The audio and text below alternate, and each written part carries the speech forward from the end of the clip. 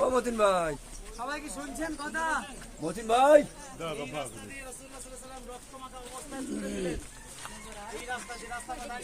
ও মতিন ভাই, এই যে খেজুর গাছের গোড়া বসছিলেন মার খাওয়ার পরে, এটা হলো আঙুর বাগান। পাঁচিলের উপরে এটা আঙুর বাগান, ডালিম বাগান।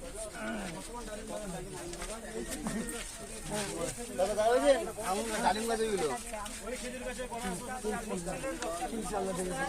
আর এটা আঙুর বাগান ছিল। এই আঙুর বাগান থেকে আঙুর নিয়ে জুস করে হযরত আনাস রাদিয়াল্লাহু তাআলা আনহু রাসূল সাল্লাল্লাহু আলাইহি ওয়াসাল্লাম পান করিয়েছিলেন। নাসির ভাই ওইদিকে কেন? একটুখানি এসো আর এই আল্লাহর নবী রাস্তা হেঁটেছিল, রক্তমাখা অবস্থায় রাস্তা হেঁটে গিয়েছিল।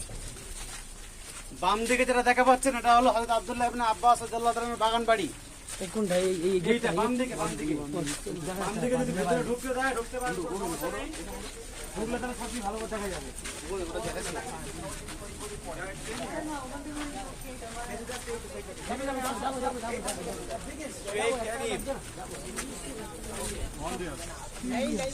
এখানে যে যে ঢুকবেন 1 রিয়াল করে নেবে, ঢুকতে পারেন। 3 রিয়াল বলছে, 3 রিয়াল পার পারসন, 3 রিয়াল,